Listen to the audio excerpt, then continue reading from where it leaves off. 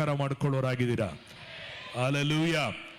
ಎಷ್ಟು ಮಂದಿ ದೇವರ ವಾಕ್ಯವನ್ನ ರೀತಿಯಲ್ಲಿ ನಡಿಲಿಕ್ಕೆ ನಮ್ಮನ್ನ ನಾವು ಒಪ್ಪಿಸಿಕೊಡೋರಾಗಿದ್ದೇವೆ? Amen. Praise the Lord. Hallelujah. ಈ ಬೆಳಗಿನ ವೇಳೆಯಲ್ಲೂ ಸಹ ದೇವರ ವಾಕ್ಯದ ಭಾಗಕ್ಕೆ ನಾವೆಲ್ಲರೂ ನಮ್ಮ ಸತ್ಯವೇದಗಳನ್ನು ತಿಳಿಸಿಕೊಳ್ಳೋಣ. ಕೊಲೊಸೆ ಬರೆದ ಪತ್ರಿಕೆ 3ನೇ ಅಧ್ಯಾಯ 16ನೇ ವಚನ. ಕೊಲೊಸೆ ಬರೆದ ಪತ್ರಿಕೆ 3ನೇ ಅಧ್ಯಾಯ 16ನೇ ವಚನಕ್ಕೆ ನಮ್ಮ ಸತ್ಯವೇದಗಳನ್ನು ನಾವು ತಿಳಿಸಿಕೊಳ್ಳುವರಾಗಿ ನಾವು ಕಾಣಲ್ಪಡೋಣ. ಓದಿಕೊಳ್ಳುವ. ಕ್ರಿಸ್ತನ ವಾಕ್ಯವು ನಿಮ್ಮಲ್ಲಿ ಸಮೃದ್ಧಿಯಾಗಿ ವಾಸಿಸಲಿ, ಸಕಲ ಜ್ಞಾನದಿಂದ ಕೂಡಿದವರಾಗಿ ಒಬ್ಬರಿಗೊಬ್ಬರು ಉಪದೇಶ ಮಾಡಿಕೊಳ್ಳಿರಿ, ಬುದ್ಧಿ ಹೇಳಿಕೊಳ್ಳಿರಿ, ಕರ್ತನ ಕೃಪೆಯನ್ನು ನೆನೆಸಿಕೊಳ್ಳುವವರಾಗಿ ಕೀರ್ತನೆಗಳಿಂದಲೂ ಸಂಗೀತಗಳಿಂದಲೂ ಆತ್ಮ ಸಂಬಂಧವಾದ ಹಾಡುಗಳಿಂದಲೂ ನಿಮ್ಮ ಹೃದಯಗಳಲ್ಲಿ ದೇವರಿಗೆ ಗಾನ ಮಾಡಿರಿ. ಆಮೆನ್. ದೇವರ ನಾಮಕ್ಕೆ ಮಹಿಮೆ ಉಂಟಾಗಲಿ. ಇಲ್ಲಿ ನಾವು ದೇವರ ವಾಕ್ಯದಲ್ಲಿ ನೋಡುತ್ತೇವೆ, ಕ್ರಿಸ್ತನ ವಾಕ್ಯವು ನಿಮ್ಮಲ್ಲಿ ಸ್ವಲ್ಪವಾಗಿ ವಾಸವಾಗಿರಲಿ. 3 ಹೊತ್ತು ಊಟ ಅಥವಾ ಬಟ್ಟೆ ಐಶ್ವರ್ಯ ಏನಾಗಿರಲಿ, ಹೆಚ್ಚಾಗಿ ಸಮೃದ್ಧಿ ಆಗಿರಲಿ ಅಂತ ಹೇಳಲ್ಪಟ್ಟಿದ್ಯಾ? ನೋಡ್ರಿ ಬೈಬಲ್ ನೋಡ್ರಿ ಏನಂತ ಹೇಳಿದೆ. ನೋಡ್ರಿ ಬೈಬಲ್ ನೋಡ್ರಿ, ಎಲ್ಲರೂ ಬೈಬಲ್ ನೋಡ್ರಿ ಏನಂತ ಹೇಳಿದೆ. ಕ್ರಿಸ್ತನ ವಾಕ್ಯ ನಿಮ್ಮಲ್ಲಿ ಸ್ವಲ್ಪವಾಗಿ, ಎಲ್ಲರೂ ಹೇಳ್ರಿ ಹೇಗೆ? ಸ್ವಲ್ಪವಾಗಿ. ಕ್ರಿಸ್ತನ ವಾಕ್ಯ ನಿಮ್ಮಲ್ಲಿ ಹೇಗಿರಲಿ? ಸ್ವಲ್ಪವಾಗಿರಲಿ. ಹೇಗಿರಲಿ? ಎಲ್ಲರೂ ಹೇಳ್ರಿ ಹೇಗಿರಲಿ? ಬೈಬಲಲ್ಲಿ ಬರೆದಿದೆ ಸಮೃದ್ಧಿಯಾಗಿರಲಿ ಎಂಬುದಾಗಿ. ಆದರೆ ನಿಮ್ಮಲ್ಲಿ ಕ್ರಿಸ್ತನ ವಾಕ್ಯ ನಿಮ್ಮ ಮನೆಯಲ್ಲಿ, ನಿಮ್ಮ ಹೃದಯದಲ್ಲಿ, ನಿಮ್ಮ ಯೋಚನೆಯಲ್ಲಿ, ನಿಮ್ಮ ಮನಸ್ಸಲ್ಲಿ ಏನಿಂದ ತುಂಬಲ್ಪಟ್ಟವರಾಗಿದ್ದೀರಿ? ಚಿಂತೆ, ಯೋಚನೆ, ವ್ಯಸನ, ಸಾಲದ ಬಾಧೆ, ನಾಳೆ ಕುರಿತು ಚಿಂತೆ,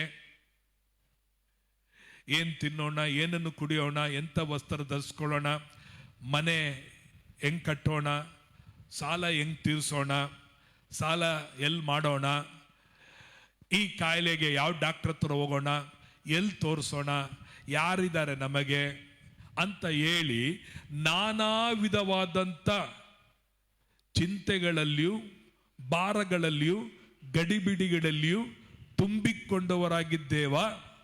ಅಥವಾ ಇಲ್ಲಿ ಹೇಳಲ್ಪಟ್ಟ ಪ್ರಕಾರವಾಗಿ ಕ್ರಿಸ್ತನ ವಾಕ್ಯ ನಮ್ಮಲ್ಲಿ ಸಮೃದ್ಧಿಯಾಗಿ, ಯಾವ ಥರವಾದ ಕೊರತೆ ಇಲ್ಲದಂತೆ ಸಮೃದ್ಧಿಯಾಗಿ ವಾಸಿಸಲಿ ಅಂತ ಹೇಳಿದ ಪ್ರಕಾರವಾಗಿ ನಮ್ಮಲ್ಲಿ ವಾಸವಾಗಿ ಕಾಣಲ್ಪಡುತ್ತದ? ಯೋಚನೆ ಮಾಡಿ ನೋಡ್ರಿ ಪ್ರೇರೆ. ಒಂದು ನಲ್ಲಿಗೆ ಹೋದ್ರೆ ನೀರು ಹಿಡಿಯುವಾಗ ನಾವು ಅಥವಾ ಕಾಯಿನ್ ಬೂತ್ಗೆ ಹೋಗಿ ಒಂದು ಕಾಯಿನ್ ಹಾಕುವಾಗ ಅಲ್ಲಿ ನೀರು ತುಂಬಿ ನಾವು ಮನೆಗೆ ತರ್ತೀವ, ಅಥವಾ ಅರ್ಧ ಕೊಡ ಅಥವಾ ಅರ್ಧ ಕ್ಯಾನ್ ನೀರು ಹಿಡ್ಕೊಂಡು ನಾವು ಬರೋರಾಗಿದ್ದೇವ? ಅಲ್ಲಿ ಹೋದ್ರೆ ತುಂಬಿದ ಕೊಡದಿಂದ, ತುಂಬಿದ ಆ ಕ್ಯಾನಿಂದ ನೀರನ್ನು ನಾವು ತುಂಬಿಸ್ಕೊಂಡು ಬರ್ತೀವಿ. ಎಲ್ಲ ಪಾತ್ರೆಗಳಲ್ಲಿ ನೀರು ತುಂಬಿಸ್ತೀವಿ, ತೊಟ್ಟಿಗಳಲ್ಲಿ ನೀರು ತುಂಬಿಸ್ತೀವಿ, ಎಲ್ಲದಲ್ಲಿ ನೀರು ತುಂಬಿಸ್ಬೇಕು. ತುಂಬಿರುವಾಗೆ ನಾವೇನ್ ಮಾಡ್ತೀವಿ? ಗಮನವನ್ನು ಹರಿಸೋರಾಗಿದ್ದೇವೆ. ಆದರೆ ದೇವರು ನಿಸ್ಸಂದೇಹವಾಗಿ ಯಾವ ಕೊರತೆ ಇಲ್ಲದಂತೆ ದೇವರ ವಾಕ್ಯ ನಮ್ಮ ಬಳಿಯಲ್ಲಿಯೂ ನಮ್ಮ ಹತ್ತಿರದಲ್ಲಿಯೂ ನಮ್ಮ ಕೈಯಲ್ಲಿ ಇರುವಂಥ ಈ ಸಮೃದ್ಧಿ ಉಳ್ಳಂಥ ವಾಕ್ಯವನ್ನು ನಾವು ಇವತ್ತು ಹೇಗೆ ವಾಕ್ಯವನ್ನು ನಾವು ಸಮೃದ್ಧಿಯಾಗಿ ತೆಗೆದುಕೊಳ್ಳುತ್ತಿದ್ದೀವ? ಅಥವಾ ನೀರಲ್ಲಿ ಒಂದು ಆ ಲಾಜರನ್ನು ಅಬ್ರಾಮನಿಗೆ ಹೇಳಿದಾಗೆ ಒಂದು ತೊಟ್ಟು ನೀರು, ಬೆರಳಿನಲ್ಲಿ ನೀರನ್ನು ಅದ್ದಿ ಅವನು ನನ್ನ ಬಾಯಲ್ಲಿ ನೆನೆಸಲಿ ಅಂತೇಳಿ ಆ ಐಶ್ವರ್ಯವಂತನು ಕೇಳಿಕೊಂಡ ರೀತಿಯಲ್ಲಿ ಇವತ್ತು ನಾವು ಸಹ ದೇವರ ವಾಕ್ಯವನ್ನ ತುದಿ ಬೆರಳಿನಲ್ಲಿ ಭಾನುವಾರ ಇಲ್ಲಿ ಬಂದು ಅದನ್ನ ಕೇಳಿ ಅದನ್ನು ಆ ಸಮೃದ್ಧಿ, ಇವತ್ತು ನಾನು ಹೇಳುವ ದೇವರ ವಾಕ್ಯಕ್ಕೆ ನಿಮ್ಮ ಹೃದಯಗಳಲ್ಲಿ ಸ್ಥಳವನ್ನ ಮಾಡಿಕೊಡ್ರಿ. ದೇವರ ವಾಕ್ಯವು ನಿಮ್ಮ ಹೃದಯಗಳಲ್ಲಿ ಸ್ವಲ್ಪವಾಗಿ ಅಲ್ಲ, ಒಂದು ತೊಟ್ಟಾಗಿ ಅಲ್ಲ, ಹನಿಯಾಗಿ ಅಲ್ಲ. ದೇವರ ವಾಕ್ಯ ನಿಮ್ಮ ಹೃದಯಗಳಲ್ಲಿ ಹಗಲು ಇರುಳು ಏನಾಗಿರಲಿ? ಸಮೃದ್ಧಿ ಆಗಿರಲಿ. ಧರ್ಮೋಪದೇಶ ಕಂಡ 6ನೇ ಅಧ್ಯಾಯ 6ನೇ ವಚನವನ್ನ ನೀವು ಓದಿಕೊಳ್ಳೋಣ. ಧರ್ಮೋಪದೇಶ ಕಾಂಡ 6ನೇ ಅಧ್ಯಾಯ 6ನೇ ವಚನವನ್ನ ಓದಿಕೊಳ್ಳುವ. ನಾನು ಈಗ ನಿಮಗೆ ತಿಳಿಸುವ ಮಾತುಗಳು ನಿಮ್ಮ ಹೃದಯದಲ್ಲಿರಬೇಕು. ನಾನು ಈಗ ಏನಂತೆ ನಿಮಗೆ ತಿಳಿಸುವ ಮಾತುಗಳು ನಿಮ್ಮ ಹೃದಯದಲ್ಲಿ ಇರಬೇಕು. ದೇವರ ಮಾತು ಬೈಬಲ್ ಇರೋದಲ್ಲ, ದೇವರ ಮಾತು ಕ್ಯಾಲೆಂಡರ್ ಅಲ್ಲಿ ಇರೋದಲ್ಲ, ದೇವರ ಮಾತು ಮನೆ ಬೋರ್ಡ್ಗಳಲ್ಲಿ ಇರುವಂಥದ್ದಲ್ಲ.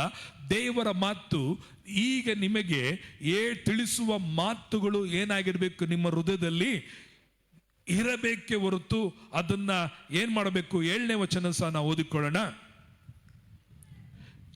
ಇವುಗಳನ್ನು ನಿಮ್ಮ ಮಕ್ಕಳಿಗೆ ಅಭ್ಯಾಸ ಮಾಡಿಸಿ, ಮನೆಯಲ್ಲಿ ಕೂತಿರುವಾಗಲೂ, ದಾರಿ ನಡೆಯುವಾಗಲೂ, ಮಲಗುವಾಗಲೂ, ಏಳುವಾಗಲೂ ಇವುಗಳ ವಿಷಯದಲ್ಲಿ ಮಾತಾಡಬೇಕು. ಈ ದೇವರ ವಾಕ್ಯ ನಮ್ಮ ಹೃದಯದಲ್ಲಿ ಇರಬೇಕೆಂದ್ರೆ ಇವುಗಳನ್ನ ತಂದೆ ತಾಯಿಗಳು, ಅಕ್ಕಂದಿರು, ಅಣ್ಣಂದಿರು ಏನ್ ಮಾಡಬೇಕು, ಮಕ್ಕಳಿಗೆ ಅಭ್ಯಾಸ ಮಾಡಬೇಕು. ಅಂಕಲ್ಗಳು, ಆಂಟಿಗಳು, ತಾತ, ಅಜ್ಜಿಗಳು, ನಿಮಗೆ ಮಕ್ಕಳಿದ್ರೆ, ದೇವರು ನಿಮಗೆ ಮಕ್ಕಳನ್ನ ಕೊಟ್ಟಿದ್ರೆ ಅವ್ರಿಗೆ ಯಾವ ಸ್ಕೂಲ್ ಸೇರಿಸ್ಬೇಕು, ಯಾವಾಗ ಫೀಸ್ ಕಟ್ಟಬೇಕು, ಯಾವ ಬಟ್ಟೆ ಕೊಡಿಸ್ಬೇಕು, ಅವರಿಗೆ ಏನು ಕೊಡಿಸ್ಬೇಕು ಎಂಬುದರ ಮಾತ್ರವೇ ಚಿಂತೆಯಾಗಿರದಂತೆ ನಿಮ್ಮ ಮಕ್ಕಳ ವಿಷಯದಲ್ಲಿ ನಿಮಗೆ ತಿಳಿಸಿದಂಥ ಮಾತುಗಳನ್ನ ಅವರಿಗೆ ಏನ್ ಮಾಡಬೇಕು, ಅಭ್ಯಾಸವನ್ನ ಮಾಡಿಸ್ರಿ ನಿಮ್ಮ ಮಕ್ಕಳಿಗೆ.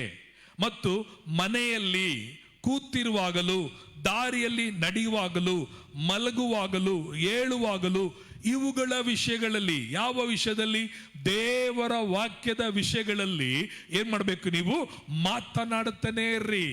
ನಿಮ್ಮ ಮನೆಯವ್ರ ಹತ್ರ ಮಾತಾಡ್ತೀರಿ, ಮಕ್ಕಳ ಹತ್ರ ಮಾತಾಡ್ತೀರಿ, ತಂದೆ ತಾಯಿ ಹತ್ರ ಮಾತಾಡ್ತೀರಿ, ಬಂಧು ಬಳಗದವ್ರ ಹತ್ರ ದೇವರ ವಾಕ್ಯವನ್ನು ಮಾತಾಡ್ತೀರಿ, ಮನೆಗೆ ಬರುವ ಸ್ನೇಹಿತರ ಹತ್ರ ಮಾತಾಡ್ತೀರಿ. ಪ್ರೇರೆ, ನಮ್ಮ ಮಾತುಗಳು ಮನುಷ್ಯರನ್ನ ಕೊಲ್ಲುವಂಥದ್ದಾಗಿರುತ್ತೆ. ನಮ್ಮ ಮಾತಿಂದ ಮನುಷ್ಯನಿಗೆ ಬಿಡುಗಡೆ ಆಗುವುದಿಲ್ಲ. ದೇವರ ಮಾತನ್ನು ನಿಮ್ಮ ಮಕ್ಕಳಿಗೆ ಹೇಳುವಾಗ ಅದು ಅವರಲ್ಲಿ ಜೀವವು, ಆ ಜೀವವು ಏನಾಗುತ್ತೆ, ಸಮೃದ್ಧಿ ಆಗುತ್ತೆ. ನಿನ್ನ ಗಂಡನ ಬಳಿಯಲ್ಲಿ ದೇವರ ವಾಕ್ಯವನ್ನು ಮಾತನಾಡುವಾಗ ಸೋತು ಹೋದ ನಿನ್ನ ಗಂಡ, ಬಳಲಿ ಹೋದಂತ ನಿನ್ನ ಗಂಡ, ನೋವಿನಲ್ಲಿ, ಬಾಧೆಯಲ್ಲಿ, ಕಷ್ಟದಲ್ಲಿರುವಂತ ನಿನ್ನ ಗಂಡನಿಗೆ ಅದು ಜೀವವು, ಆ ಜೀವವು ಸಮೃದ್ಧಿ ಆಗುತ್ತೆ.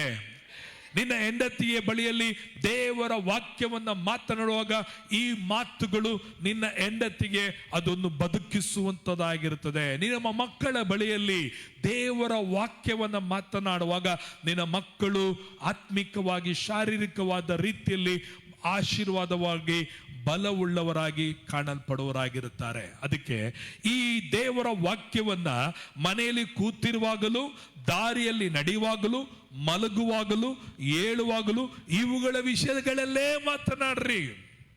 ನೀವು ಇದುವರೆಗೂ ಅನೇಕ ಮಾತುಗಳನ್ನು ಮಾತಾಡಿ ಇವತ್ತು ನಮ್ಮ ಮನೆ ಹಾಳಾಗಿದೆ, ಆಶೀರ್ವಾದಗಳು ಹಾಳಾಗಿದೆ, ತೂತಾದ ಜೋಬುಗಳಾಗಿದೆ, ಕೈಯಲ್ಲಿ ನಿಂದಿರುತ್ತಾ ಇಲ್ಲ, ಸಂತೋಷ ಉಗ್ತಾ ಇಲ್ಲ, ಸಮಾಧಾನ ಇಲ್ಲ.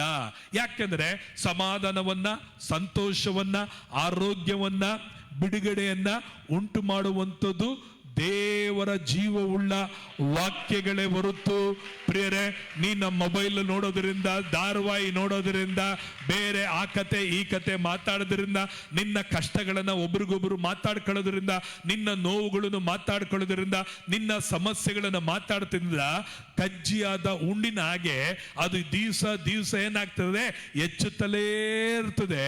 ಈ ಸಮಸ್ಯೆಗಳು ನೀಗಲ್ಪಡಬೇಕಾದ್ರೆ ದೇವರ ವಾಕ್ಯ ನಿಮ್ಮಲ್ಲಿ ಸಮೃದ್ಧಿಯಾಗಿದ್ದು, ಮಲಗುವಾಗ, ಏಳುವಾಗ, ದಾರಿಯಲ್ಲಿ ಹೋಗುವಾಗ, ಕೂತುಕೊಳ್ಳುವಾಗ, ನಡೆಯುವಾಗ, ಎಲ್ಲಾ ಸಮಯಗಳಲ್ಲಿಯೂ ಹಗಲು ಇರುಳು ದೇವರ ವಾಕ್ಯದಲ್ಲಿ ನೀನು ಧ್ಯಾನ ಮಾಡುತ್ತಾ, ಅವುಗಳನ್ನೇ ಮಾತನಾಡುತ್ತಾ, ಅವುಗಳನ್ನೇ ಧ್ಯಾನಿಸುತ್ತಾ, ಅವುಗಳನ್ನೇ ನೀ ಯೋಚಿಸುತ್ತಾ ಇರುವಾಗ ನಿನ್ನ ಜೀವಿತದಲ್ಲಿ ಇಲ್ಲದವುಗಳನ್ನ ಇರುವ ಹಾಗೆ ಸೃಷ್ಟಿ ಮಾಡುವಂತ ಶಕ್ತಿ ದೇವರ ಮಾತಿನಲ್ಲಿ ಉಂಟಾಗಿದೆ. ಪ್ರಿಯರೇ, ದೇವರು ಆದಿಯಲ್ಲಿ 1ನೇ ಅಧ್ಯಾಯ 1ನೇ ವಚನದಲ್ಲಿ ನೋಡಿಕೊಳ್ಳುತ್ತೇವೆ. ಓದಿಕೊಳ್ಳೋಣ. 1ನೇ ಅಧ್ಯಾಯ 1ನೇ ವಚನವನ್ನ, ಆದಿಕಾಂಡ 1ನೇ. ಆದಿಯಲ್ಲಿ ದೇವರು ಆ. ಆಕಾಶವನ್ನು ಭೂಮಿಯನ್ನು ಉಂಟು ಮಾಡಿದರು. ಆ. ಭೂಮಿಯು ಕ್ರಮವಿಲ್ಲದೆಯೂ ಆ. ಬರಿದಾಗಿಯೂ ಇತ್ತು. ಆ. ಆದಿ ಸಾಗರದ ಮೇಲೆ ಕತ್ತಲಿತ್ತು. ಆ. ದೇವರ ಆತ್ಮವು ಜಲ ಸಮೂಹಗಳ ಮೇಲೆ ಚಲಿಸುತ್ತಿತ್ತು. ಒಂದಲ್ಲಿ ನೋಡುತ್ತೇವೆ, ಆದಿಯಲ್ಲಿ ದೇವರು ಆಕಾಶವನ್ನ ಭೂಮಿಯನ್ನ ಏನು ಮಾಡಿದ್ರು? ಉಂಟು ಮಾಡಿದರು. ದೇವರು ಏನಾದರೂ ಉಂಟು ಮಾಡಿದರೆ ಅದರಲ್ಲಿ ಯಾವ ಕೊರತೆಗಳು ಇರುವುದಿಲ್ಲ. ದೇವರು ಉಂಟು ಮಾಡುವುದೆಲ್ಲವೂ ಸಮೃದ್ಧಿಯಾಗಿ, ಮೇಲಾಗಿ, ಹಿತವಾಗಿ ಎಲ್ಲವನ್ನ ಉಂಟು ಮಾಡಿದ. 2ನೇ ವಚನದಲ್ಲಿ ಬರುವಾಗ, ಭೂಮಿ ಉಂಟು ಮಾಡಿದ ಮೇಲೆ ಭೂಮಿ ಏನಾಯ್ತು? ಕ್ರಮವಿಲ್ಲದೆ ಬರಿದಾಗಿತ್ತು. ಆದಿ ಸಾಗರದ ಮೇಲೆ ಕತ್ತಲಿತ್ತು. ದೇವರ ಆತ್ಮವು ಜಲಸಮೂಹಗಳ ಮೇಲೆ ಚಲಿಸಿದನು. ದೇವರು ಉಂಟು ಮಾಡಿದ ಭೂಮಿ, ದೇವರು ಕರೆದಂತ ಭೂಮಿ, ದೇವರು ಸೃಷ್ಟಿ ಮಾಡಿದಂತ ಭೂಮಿ, ಆಕಾಶ ಈಗ ಏನಾಗಿದೆ? ಕ್ರಮವಿಲ್ಲದಾಗಿದೆ. ಭೂಮಿಯು ಬರಿದಾಗಿದೆ. ಆದಿ ಸಾಗರದ ಮೇಲೆ ಕತ್ತಲೆ ಇದೆ. ಪ್ರೇರೆ, ಇವತ್ತು ನಮ್ಮನ್ನು ಸಹ ದೇವರು ಅಂಧಕಾರದಿಂದ, ಕತ್ತಲಿಂದ ಬಿಡುಗಡೆ ಮಾಡಿ ನಮ್ಮನ್ನ ನೂತನ ಸೃಷ್ಟಿಯಾಗಿ ದೇವರು ನಮ್ಮನ್ನ ಉಂಟು ಮಾಡಿದಾನೆ.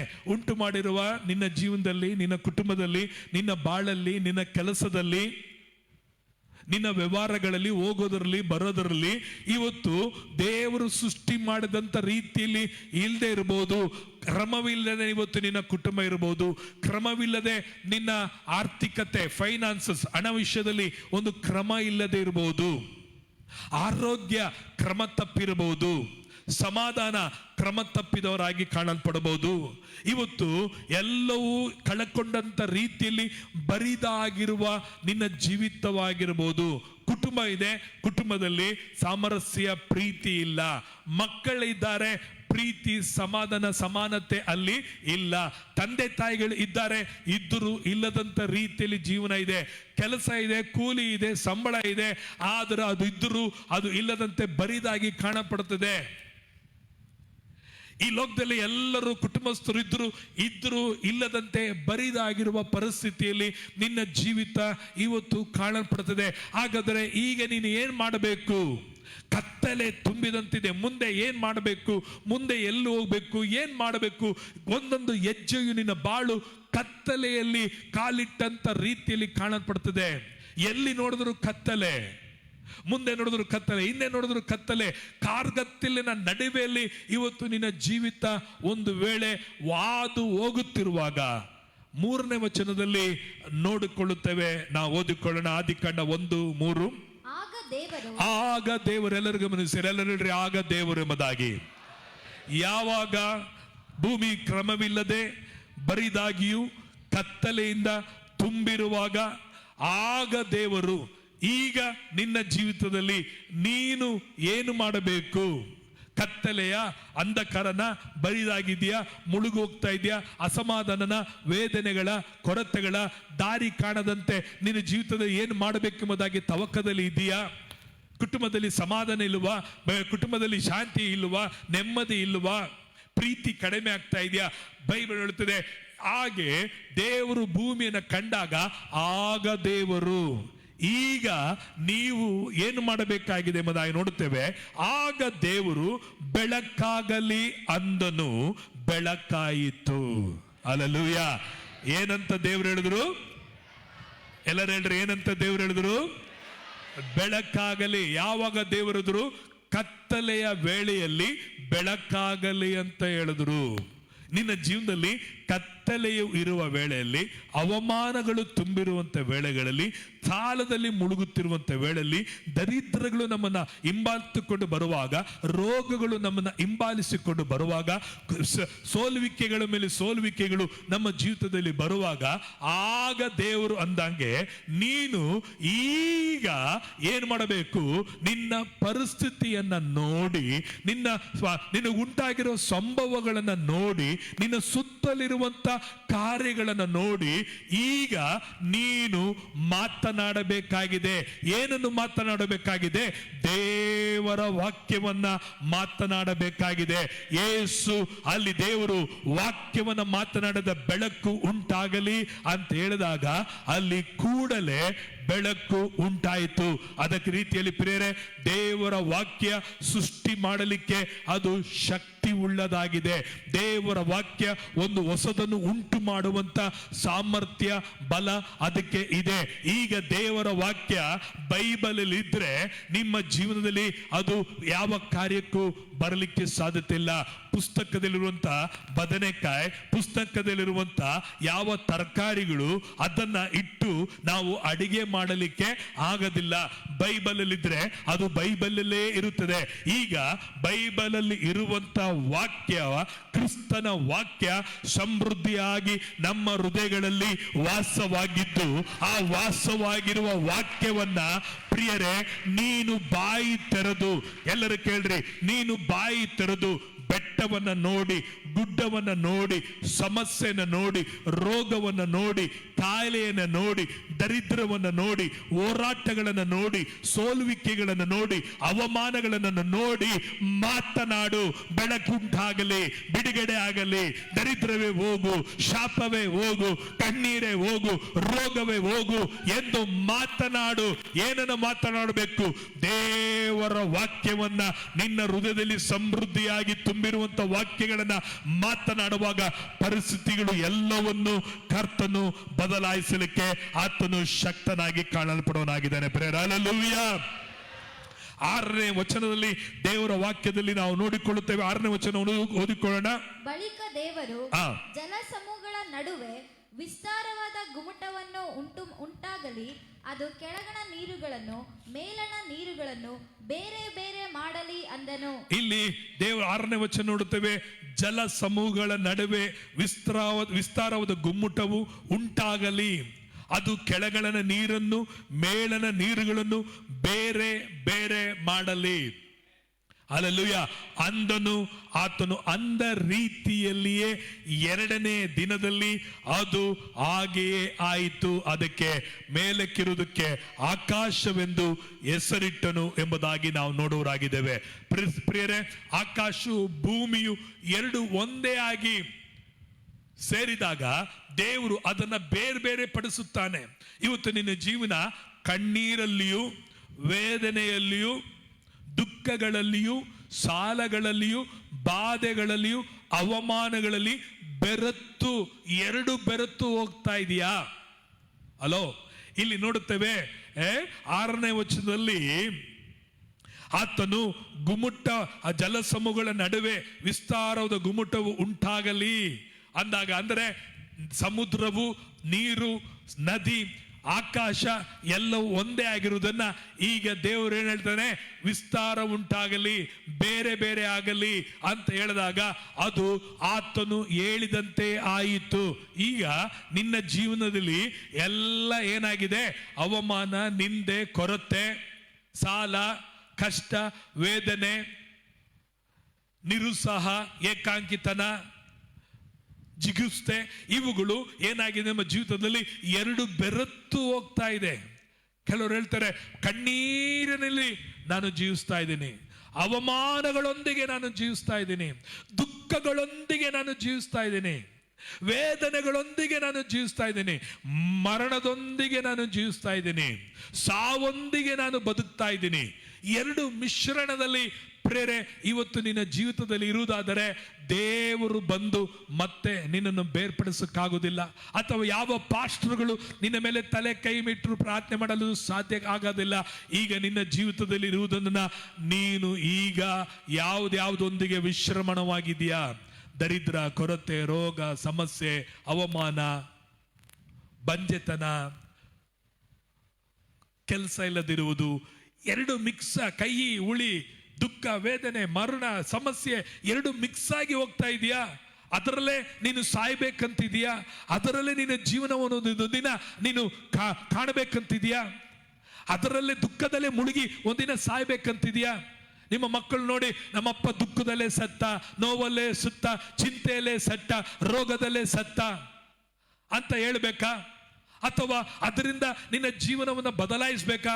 ಕ್ರಿಸ್ತನ ವಾಕ್ಯ ನಿನ್ನಲ್ಲಿ ಸಮೃದ್ಧಿಯಾಗಿ ವಾಸವಾಗಿದ್ದು ಯೇಸು ಹೇಳಿದಾಗೆ ಅದನ್ನು ವಿಂಗಡವಾಗಿ ಬೇರೆ ಬೇರೆ ಆತನು ಹೊರಡಿಸಿದಾಗೆ ಇವತ್ತು ನಿನ್ನ ಬಾಯಲ್ಲಿ ಶಕ್ತಿ ಇದೆ. ಯಾವ ಶಕ್ತಿ?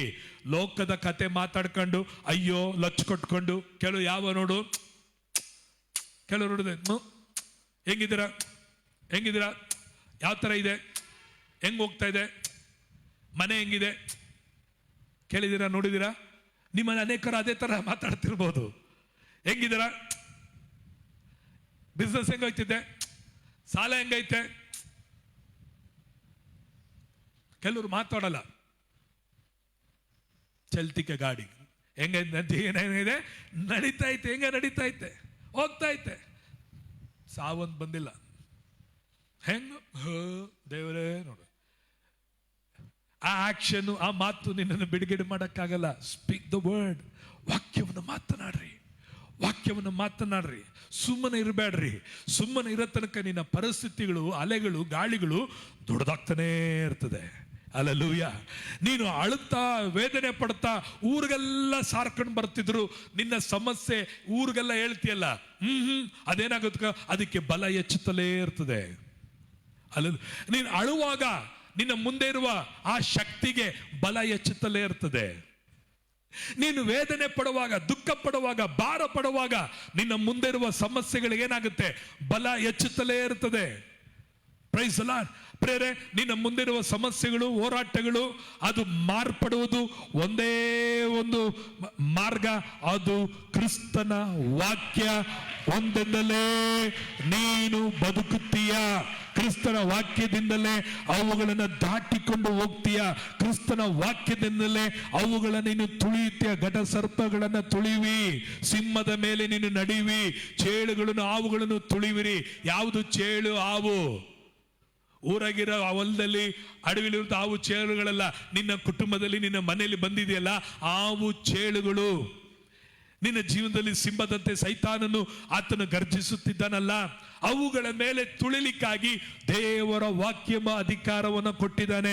ನೀನು ಮೌನವಾಗಿರೋ ತನಕ, ನೀನು ಸುಮ್ಮನೆ ಇರೋ ತನಕ ನಿನ್ನನ್ನು ಅದು ಹಿಂಬಕ್ಕುತ್ತಲೇ ಬರುತ್ತದೆ, ನಿನ್ನನ್ನು ಸೋಲುವಿಕೆಯಲ್ಲಿ ಕೊಂಡು ಹೋಗುವಂಥದ್ದಾಗಿದೆ. ನೀನು ಯಾವಾಗ ಪರಿಸ್ಥಿತಿಗಳು ನೋಡಿ ಮಾತನಾಡಲಿಕ್ಕೆ ಪ್ರಾರಂಭಿಸ್ತೀಯೋ ಆ ಮಾತುಗಳಿಂದ ನಿನ್ನ ಜೀವಿತವನ್ನ ನೀನು ಬದಲಾಯಿಸಿಕೊಳ್ಳಲಿಕ್ಕೆ ಸಾಧ್ಯವಾಗಿ ಉಂಟಾಗುವುದಾಗಿರ್ತದೆ. ಪ್ರೇರೆ, ಹಲ್ಲೆಲೂಯಾ. ದೇವರ ನಾಮಕ್ಕೆ ಮಹಿಮೆ ಉಂಟಾಗಲಿ. 11ನೇ ವಚನವನ್ನು ಓದಿಕೊಳ್ಳೋಣ.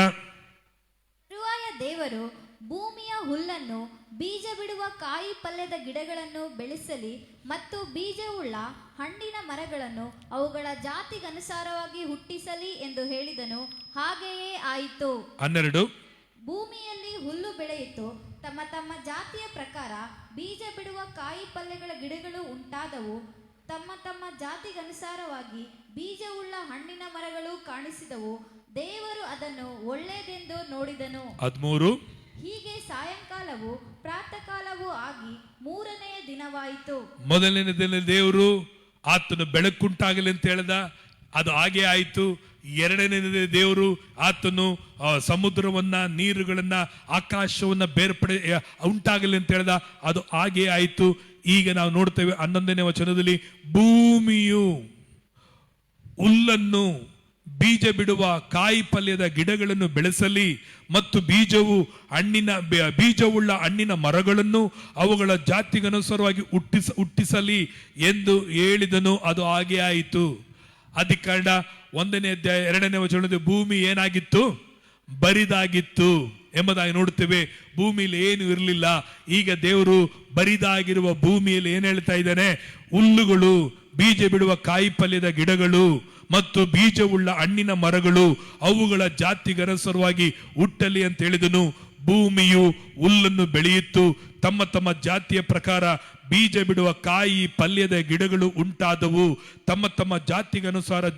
ಬೀಜವುಳ್ಳ ಹಣ್ಣಿನ ಮರಗಳು ಕಾಣಿಸಿದವು. ದೇವರು ಅದನ್ನು ಒಳ್ಳೆದೆಂದು ನೋಡಿದನು. ಹಲ್ಲೆಲೂಯಾ. ಪ್ರೇರೆ, ಇಲ್ಲಿ 3ನೇದಾಗಿ ನಾವು ನೋಡ್ತೇವೆ, 3ನೇ ದಿನದಲ್ಲಿ ಭೂಮಿ ಬರಿದಾಗಿತ್ತು, ಏನನ್ನು ಕಾಣಲಿಲ್ಲ.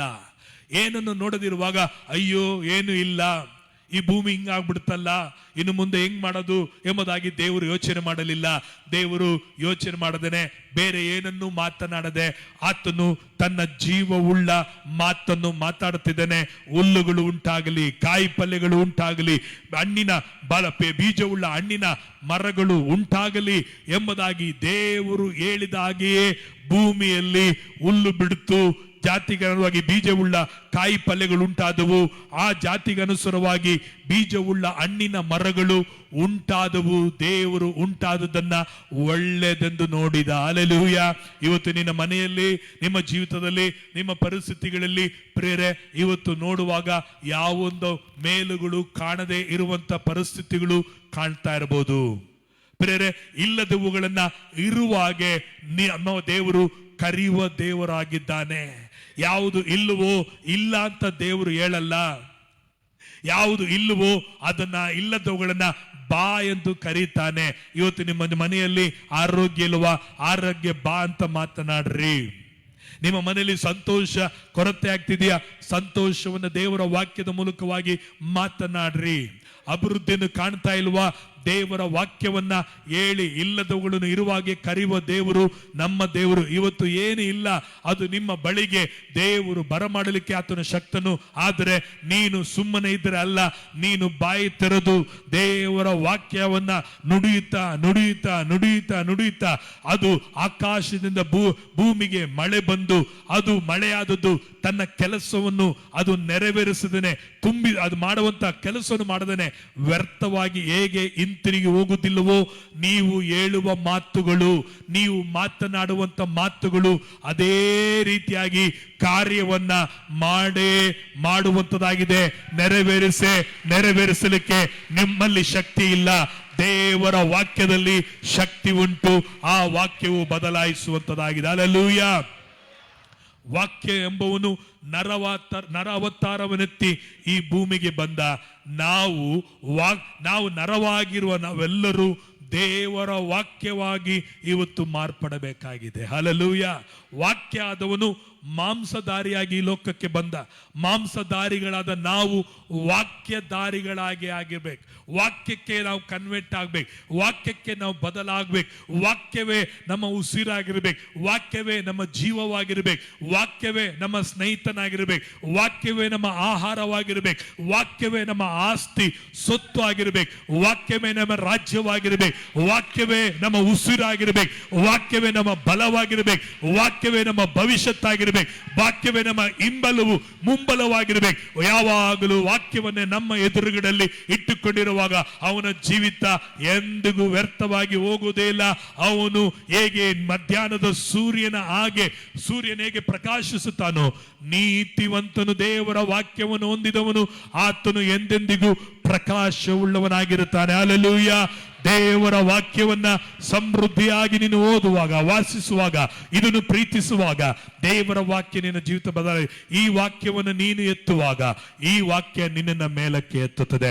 ಈ ವಾಕ್ಯವನ್ನು ನೀನು ಕೆಳಗೆ ಹಾಕಿಬಿಟ್ರೆ ನಿನ್ನ ಜೀವನದಲ್ಲಿ ನೀನು ಅಧೋಗತಿ, ನೀನು ತಲೆ ಎತ್ತಲಿಕ್ಕೆ ಸಾಧ್ಯತೆ ಇಲ್ಲ. ಇವತ್ತು ಅನೇಕರ ವಿಶ್ವಾಸಿಗಳು ತಲೆ ಎತ್ತಲಾರದೆ, ಬದುಕಲಾರದೆ, ಪ್ರಕಾಶಿಸಲಾರದೆ ಅವಮಾನ, ದುಃಖ, ನಿಂದೆಗಳಲ್ಲಿ, ಕೊರತೆಗಳಲ್ಲಿ, ಸಾಲಗಳಲ್ಲಿ, ಬಾಧೆಗಳಲ್ಲಿ ಜೀವಿಸಲಿಕ್ಕೆ ಕಾರಣ ದೇವರಲ್ಲ. ಇವತ್ತು ದೇವರ ವಾಕ್ಯವನ್ನ ಅರಿಯದೆ, ದೇವರ ವಾಕ್ಯಕ್ಕೆ ಮುಖ್ಯತ್ವವನ್ನು ಕೊಡದೆ, ದೇವರ ಮಾತುಗಳಿಗೆ ಪ್ರಧಾನತೆಯನ್ನು ಕೊಡದೆ ಅನೇಕ ವೇಳೆಗಳಲ್ಲಿ ಎಲ್ಲವನ್ನ ನಾನು ಮಾಡ್ತೀನಿ ಅಂತ ಹೇಳಿ ಇವತ್ತು ಎಲ್ಲವನ್ನ ನಮ್ಮ ಜೀವನದಲ್ಲಿ ನಾವು ಹಾಳು ಮಾಡ್ಕೊಳ್ತಾ ಇದ್ದೀವಿ. ದೇವರ ವಾಕ್ಯ ಪ್ರೇರೆ ನಿಮ್ಮಲ್ಲಿ ಸಮೃದ್ಧಿಯಾಗಿ ವಾಸಿಸಲಿ. ಆ ದೇವರ ವಾಕ್ಯವು ನಿಮ್ಮನ್ನ ಕಟ್ಟುವಂತದಾಗಿದೆ, ಅದು ನಿಮ್ಮನ್ನ ಆಶೀರ್ವದಿಸುವಂತದಾಗಿ ಕಾಣಲ್ಪಡ್ತದೆ ಪ್ರೇರೆ. ಹಲ್ಲೆಲೂಯ.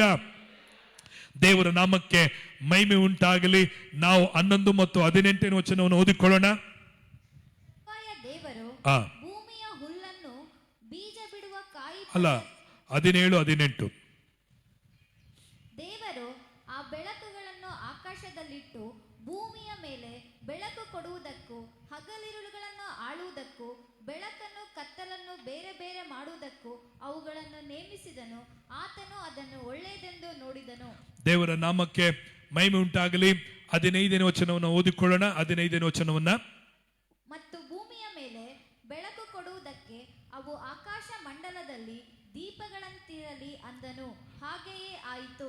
Price the Lord. ಇಲ್ಲಿ ನೋಡುತ್ತೇವೆ, 4ನೇ ದಿನದಲ್ಲಿ ದೇವರು ಭೂಮಿಯ ಮೇಲೆ ಬೆಳಕು ಕೊಡುವುದಕ್ಕೆ ಅವುಗಳಿಗೆ ಆಕಾಶ ಮಂಡಲಗಳಲ್ಲಿ ದೀಪಗಳಂತಿರಲಿ ಅಂತ ಹೇಳಿದಾಗ, ಆಕಾಶದಲ್ಲಿ ಸೂರ್ಯ, ಚಂದ್ರ, ನಕ್ಷತ್ರ ಅಲ್ಲ, ನಕ್ಷತ್ರಗಳನ್ನು ದೇವರು ಸೃಷ್ಟಿ ಮಾಡಿದ. ಈ ಭೂಮಿಲಿರುವಂತ ನಮಗೋಸ್ಕರ ದೇವರು ನಕ್ಷತ್ರಗಳನ್ನು ಸೃಷ್ಟಿ ಮಾಡಿ, ಇದುವರೆಗೂ ಯಾವ ವಿಜ್ಞಾನಿಗಳಿಂದ ಆ ನಕ್ಷತ್ರವನ್ನು ಎಷ್ಟು ಇದೆ ಎಂಬುದಾಗಿ ಕಂಡುಹಿಡಲಿಕ್ಕೆ ಆಗಲಿಲ್ಲ. ಎರಡನೇದಾಗಿ ಚಂದ್ರನನ್ನ ದೇವರು ಸೃಷ್ಟಿ ಮಾಡಿದ್ರು. ಆ ಚಂದ್ರನ್ನು ನಮಗೆ ಹಗಲಲ್ಲಿ ರಾತ್ರಿಯಲ್ಲಿ ಬೆಳಕನ್ನು ಕೊಡಲಿಕ್ಕೆ ದೇವರು ಸೃಷ್ಟಿ ಮಾಡಿದ. ಸೂರ್ಯನನ್ನ ದೇವರು ಸೃಷ್ಟಿ ಮಾಡಿದ್ರು. ಈ ಸೂರ್ಯನನ್ನ ಹಗಲತ್ತಲ್ಲಿ ಸೃಷ್ಟಿ ಮಾಡಲಿಕ್ಕೆ, ಬೆಳಕು ಕೊಡಲಿಕ್ಕೆ ದೇವರು ಉಂಟು ಮಾಡಿದ್ರು.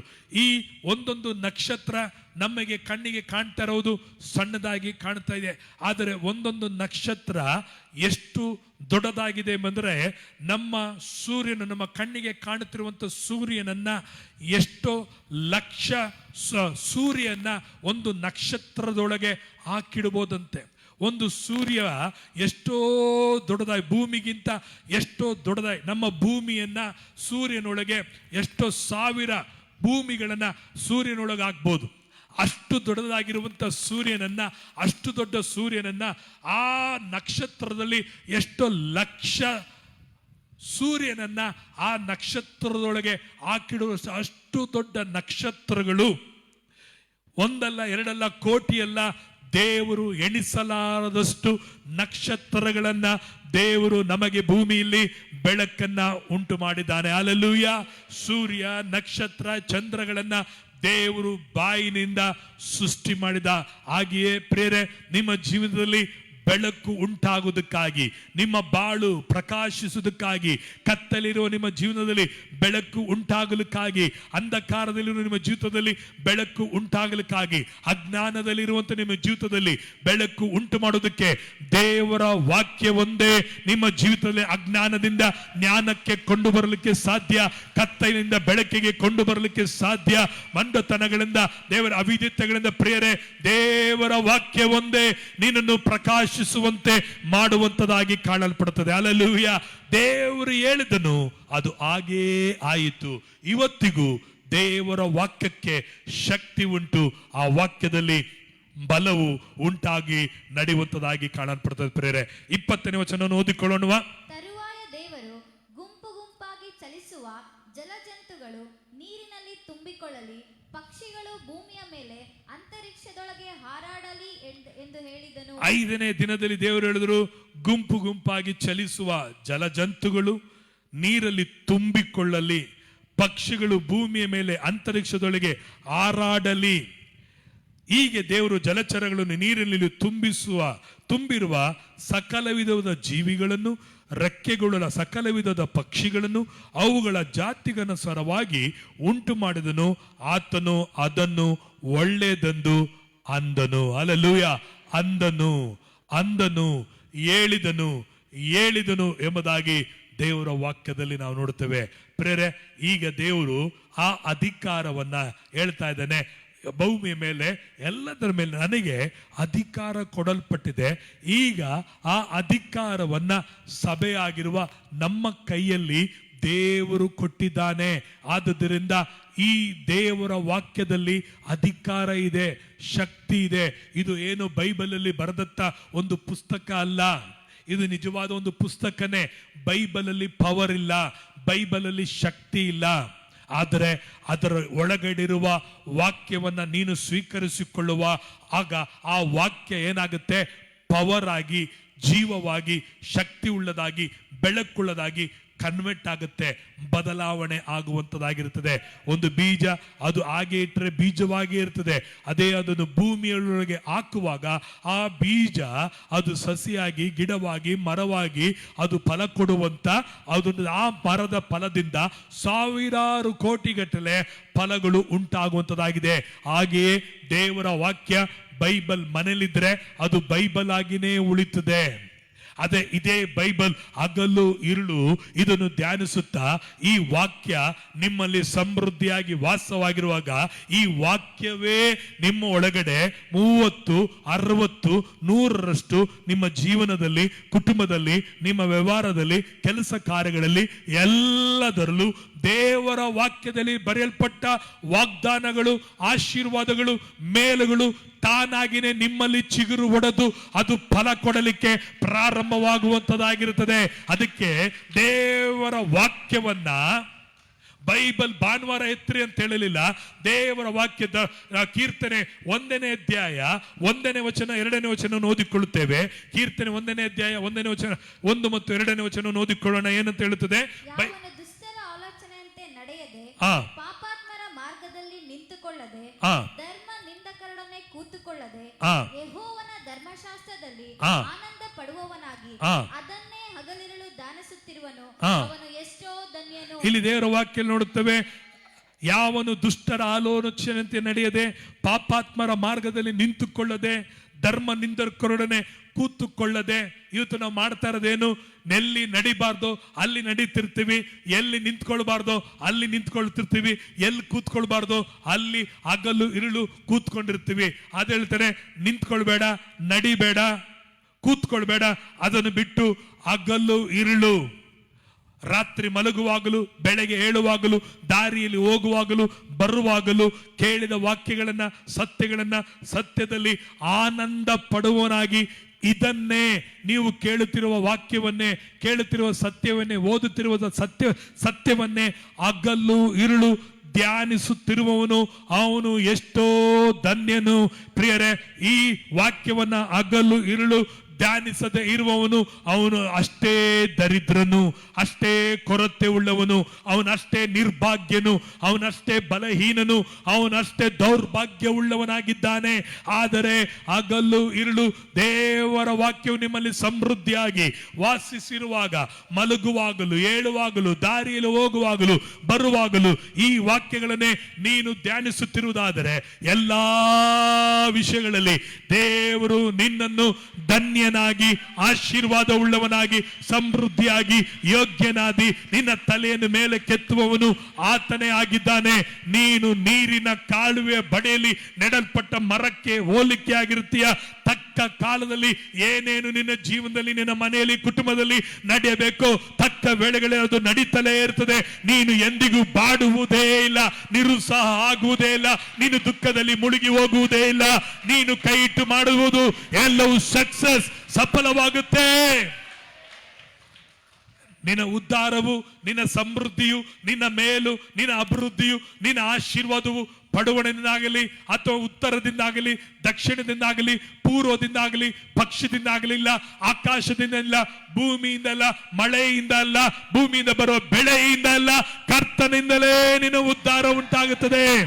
ನೀವು ಮಳೆಗಳನ್ನು ಕಾಣುವುದಿಲ್ಲ, ಗಾಳಿಗಳನ್ನು ಕಾಣುವುದಿಲ್ಲ, ಆದರೂ ನಿಮ್ಮ ಹಳ್ಳ ಕೊಳ್ಳಗಳು ದೇವರ ವಾಕ್ಯದಲ್ಲಿ ಸಮೃದ್ಧಿಯಿಂದ ಇರುವಾಗ ನಿಮ್ಮ ಹಳ್ಳ ಕೊಳ್ಳಗಳು, ವೀಕ್ನೆಸ್, ಬಲಹೀನತೆ, ಕೊರತೆಗಳು, ಕಣ್ಣೀರುಗಳು ಇದ್ದರೂ ಅವು ಆನಂದದಿಂದ, ಸಂತೋಷದಿಂದ, ಸಮೃದ್ಧಿಯಿಂದ, ಮೇಲಿನಿಂದ ಸಂತೋಷವಾಗಿ ಎಲ್ಲಾ ವಿಷಯಗಳಲ್ಲಿ ನೀವು ತುಂಬಿರುವರಾಗಿರುತ್ತೀರಿ.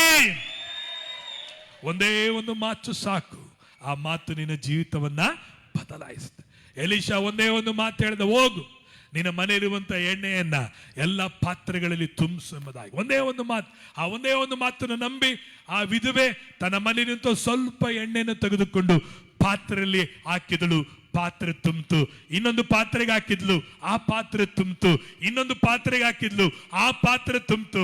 ಮತ್ತೊಂದು ಪಾತ್ರೆ, ಎಲ್ಲ ಪಾತ್ರೆ ಹಾಕಿ ಹಾಕಿ ಕಡೆದಾಗಿ ಮಕ್ಕಳಿಗೆ ಹೇಳಿದ್ರು, ಇನ್ನು ಪಾತ್ರೆ ಇದ್ದರೆ ತಗೊಂಬನ್ರಿ. ಮಕ್ಕಳು ಹೇಳ್ತಾರೆ, ಪಾತ್ರೆಗಳಿಲ್ಲ, ಎಲ್ಲ ಪಾತ್ರೆಗಳೇನಾಗಿದೆ, ಖಾಲಿಯಾಗಿದೆ. ಪಾತ್ರೆಗಳಲ್ಲೆಲ್ಲವೂ ಎಣ್ಣೆ ತುಂಬಿದೆ. ಎಲ್ಲವೂ ತುಂಬುವ ತನಕ ದೇವರ ಸೇವಕನ ಹೇಳಿದ ಮಾತು ಅವಳ ಜೀವನದಲ್ಲಿ ನೆರವೇರಿತು. ನನ್ನನ್ನು ಕೇಳುತ್ತಿರುವ ಪ್ರಿಯ ದೇವನರೇ, ಇವತ್ತು ದೇವರ ಸೇವಕರ ಮಾತನ್ನು ನೀನು ಹೇಗೆ ಕೇಳುತ್ತೀಯ, ಇದನ್ನು ಹೇಗೆ ಸ್ವೀಕರಿಸ್ತೀಯ, ಇದನ್ನು ಹೇಗೆ ನಂಬ್ತೀಯ, ನಿನ್ನ ಜೀವನದಲ್ಲಿ ಆಧಾರಗೊಂಡಿದೆ. ಈ ವರ್ಷದ 6ನೇ ತಿಂಗಳಲ್ಲಿ ನಾವು ಬಂದಿದ್ದೇವೆ. ಇನ್ನು 6 ತಿಂಗಳು ಉಂಟು. ಇನ್ನು 6 ತಿಂಗಳು ತನಕ ನೀನು ಕಾಯಬೇಕಾಗಿಲ್ಲ. ಈ 6ನೇ ತಿಂಗಳಲ್ಲಿ ನಿನ್ನ ಜೀವನ ಬದಲಾಗುವಂತ, ಸಮೃದ್ಧಿ ಆಗುವಂತ, ಕಟ್ಟುವಂತ, ಬೆಳೆಸುವಂತ ದೇವರ ವಾಕ್ಯ ಇವತ್ತು ನಿನ್ನ ಕಿವಿಯಲ್ಲಿ ಬೀಳ್ತಾ ಇದೆ. ಸ್ವೀಕಾರ ಮಾಡು. ಬೈಬಲ್ ತೆಗೆ, ಬೈಬಲ್ ಹಗಲಿರುಳು ಧ್ಯಾನಿಸು, ಓದು, ಸ್ಟಡಿ ಮಾಡು. ಕೇಳಿದ ವಾಕ್ಯಗಳನ್ನ ಹಾಗೆಯೇ ನಂಬಿರಿ. ನಂಬುವುದರ ಮೂಲಕವಾಗಿ ನೀನು ಅದ್ಭುತಗಳನ್ನ ಕಾಣ್ತೀಯ. ಆಮೆನ್. Hallelujah, hallelujah. ನಿಮ್ಮ ಹೃದಯನ ತೆರೆದಿ ಬಾಯರ ಜಿಂಕೆ ನೀರನ್ನು ಹಾರೈಸುವಂತೆ ಪ್ರಾರ್ಥನೆ ಮಾಡ್ರಿ. ದೇವರೇ, ಬಾಯಾರದ ಜಿಂಕೆ ನೀರನ್ನು ಹಾರೈಸುವಂತೆ ನಾನು ನಿನ್ನ ವಾಕ್ಯಕ್ಕಾಗಿ ಹಾರೈಸಬೇಕು. ಹಸಿದವರೇ, ಬಾಯಾರಿದವರೇ, ನೀವೆಲ್ಲರೂ ನನ್ನ ಬಳಿಗೆ ಬನ್ರಿ ಎಂಬುದಾಗಿ ದೇವರು ಕರೀತಿದ್ದಾನೆ. ಇವತ್ತು ನಿಮ್ಮ ಜೀವನದಲ್ಲಿ ನಿಮ್ಮನ್ನು ತೃಪ್ತಿಪಡಿಸಿಕೊಳ್ಳಲಿಕ್ಕಾಗಿ ಇವತ್ತು ಅನೇಕ ವೇಳೆಗಳಲ್ಲಿ ಮನುಷ್ಯರ ಬಳಿಯಲ್ಲಿ ಇವತ್ತು ನೀವು ಹೋಗ್ತಾ ಇರಬಹುದು. ದೇವರು ಹೇಳ್ತಾರೆ, ನೋ ನೋ ನೋ, ಅಲ್ಲಿ ಹೋಗ್ಬೇಡ, ಬಾ ನನ್ನ ವಾಕ್ಯದ ಬಳಿಗೆ ಬಾ. ನನ್ನ ವಾಕ್ಯದ ಬಳಿಗೆ ಬನ್ರಿ. ನನ್ನ ವಾಕ್ಯದಿಂದ ನಿಮ್ಮನ್ನು ತೃಪ್ತಿಪಡಿಸುವೆನು. ನನ್ನ ವಾಕ್ಯವು ನಿಮ್ಮ ಜೀವನದಲ್ಲಿ 30, 60, 100ರಷ್ಟು ಫಲಗಳನ್ನು ಏನ್ ಮಾಡ್ತದೆ, ಉಂಟು ಮಾಡುವ ಸಾಮರ್ಥ್ಯ ದೇವರ ವಾಕ್ಯದಲ್ಲಿ ಉಂಟು. ಹಲ್ಲೆಲೂಯಾ. ಆ ವಿಧವೆಗೆ ಸ್ತ್ರೀ ದುಡಿಯಲಿಲ್ಲ, ಬೀಜ ಬಿತ್ತಲಿಲ್ಲ, ಬೆಳೆ ಕೊಯ್ಯಲಿಲ್ಲ, ವ್ಯಾಪಾರ ಮಾಡಲಿಲ್ಲ, ಬಿಸ್ನೆಸ್ ಮಾಡಲಿಲ್ಲ. ಬಟ್ ಎಲ್ಲರೂ ಜೀವನದಲ್ಲಿ ಬಹಳ ಅವಳ ಕಷ್ಟ ಕಾಲದಿರಂತ ವೇಳೆಯಲ್ಲಿ ಅವಳ ಮನೆಯಲ್ಲಿ ಎಣ್ಣೆಯು ತುಂಬಿತ್ತು. ಯಾಕೆ?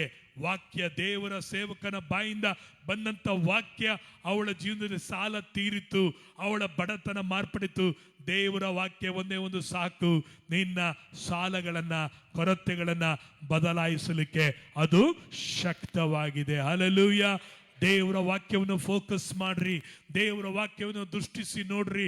ಪ್ರಿಯ ಯೌವನಸ್ಥರೇ, ದೇವರ ವಾಕ್ಯವನ್ನು ಹಗಲಿರುಳು ಧ್ಯಾನಿಸ್ರಿ. ತಂದೆ ತಾಯಿಗಳೇ, ದೇವರ ವಾಕ್ಯದ ಕಡೆಗೆ ಗಮನ ಕೊಡ್ರಿ. ತಂದೆ ತಾಯಿಗಳೇ, ನಿಮ್ಮ ಮಕ್ಕಳನ್ನ ದೇವರ ವಾಕ್ಯದ ಕಡೆಗೆ ನಡೆಸ್ರಿ. ವಾಕ್ಯಗಳನ್ನು ಹೇಳ್ರಿ, ಕಥೆಗಳನ್ನು ಬೈಬಲಿಂದ ತೆಗೆದು ಹೇಳ್ರಿ, ವಾಕ್ಯಗಳನ್ನು ಕಲಿಸ್ರಿ. ಒಂದಲ್ಲ ಒಂದು ದಿನ ನಿನ್ನ ಮಕ್ಕಳು ಒಂದು ದೇಶಕ್ಕೆ ಆಶೀರ್ವಾದವಾಗಿ, ಪಟ್ಟಣದಲ್ಲಿ ದೊಡ್ಡ ಅವರು ಆಶೀರ್ವಾದವಾಗಿ ಉಳ್ಳವರಾಗಿ ಕಾಣಲ್ಪಡುವಂತರಾಗಿದ್ದಾರೆ. ಹಲ್ಲೆಲೂಯಾ. ಈ ಬೆಳಗಿನ ವೇಳೆಯಲ್ಲೂ ಸಹ ಕೊಲೊಸೆಬರ ಪತ್ರಿಕೆಯಲ್ಲಿ ಎಲ್ಲರೂ ನಾವು ತೆಗೆದುಕೊಳ್ಳೋಣ. ಎಲ್ಲರೂ ನಾವು ಸಮಯದಲ್ಲಿ ಕೊಲೊಸೆಬರ ಪತ್ರಿಕೆ 3ನೇ ಅಧ್ಯಾಯ 16ನೇ ವಚನವನ್ನ ನಾವು ಓದಿಕೊಳ್ಳೋಣ. ಕ್ರಿಸ್ತನ ವಾಕ್ಯವು ನಿಮ್ಮಲ್ಲಿ ಸಮೃದ್ಧಿಯಾಗಿ ವಾಸಿಸಲಿ. ಹಲ್ಲೆಲೂಯಾ. ನಮ್ಮ ಪಕ್ಕದಲ್ಲರೂ ಕೈ ಕೊಟ್ಟು ಹೇಳ್ರಿ, ಕೈ ಹಿಡಿದು ಹೇಳ್ರಿ, ಕ್ರಿಸ್ತನ ವಾಕ್ಯವು ಸಹೋದರನೇ, ಬ್ರದರ್, ಸಿಸ್ಟರ್, ನಿಮ್ಮಲ್ಲಿ ದೇವರ ವಾಕ್ಯ ಸಮೃದ್ಧಿ ಆಗಲಿ, ವಾಸಿಸಲಿ. ಹೇಳ್ರಿ, ಹೇಳ್ರಿ. ಬೈಬಲ್ ಮರಿಬೇಡ್ರಿ, ವಾಕ್ಯವನ್ನು ಮರಿಬೇಡ್ರಿ, ವಾಕ್ಯವನ್ನು ಓದ್ರಿ, ವಾಕ್ಯವನ್ನು ಕಲೀರಿ. ಹಲ್ಲೆಲೂಯಾ. ಕ್ರಿಸ್ತನ ವಾಕ್ಯ ನಿಮ್ಮಲ್ಲಿ ಸಮೃದ್ಧಿಯಾಗಿ ವಾಸಿಸಲಿ. ಆಮೆನ್. ಎಲ್ಲರೂ ಕರಗಳನ್ನು ಚಪ್ಪಾಳೆ ತಟ್ಟುತ್ತಾ ದೇವರಿಗೆ ಸ್ತೋತ್ರ ಮಾಡುವ. Praise the Lord. Hallelujah. Thank you ಜೀಸಸ್ನೇ. ಪರಲೋಕದ ತಂದೆ ಆದವರೇ, ಈ ವಾಕ್ಯಕ್ಕೂ ಕೃಪೆಗೂ ಸತ್ಯಕ್ಕೂ ಸಭೆಯನ್ನ, ದೇವಜನಗಳನ್ನ ಒಪ್ಪಿಸುತ್ತೇವೆ. ಕೇಳಿದಕ್ಕೆ ಮಾತ್ರವಲ್ಲ ಕರ್ತನೆ, ವಾಕ್ಯಗಳನ್ನ ದೇವರ ಧ್ಯಾನಿಸಲು, ದೇವರಗಳನ್ನ ಕರ್ತನೆ ಸ್ವಾಮಿ ಕೈಕೊಂಡು ನಡೆಯಲು, ದೇವರ ಕರ್ತನೆ ನಂಬಲು ನಮಗೆ ಸಹಾಯ ಮಾಡು. ಕೂಡಿ ಬಂದೆಲ್ಲ ದೇವಜನನ್ನ ಆಶೀರ್ವಿಸು. ಉಳಿದೆಲ್ಲ ಆರಾಧನೆಯಲ್ಲಿ ನಿನ್ನ ನಾಮ ಮಹಿಮೆ ಹೊಂದಲ್ಪಡಲಿ.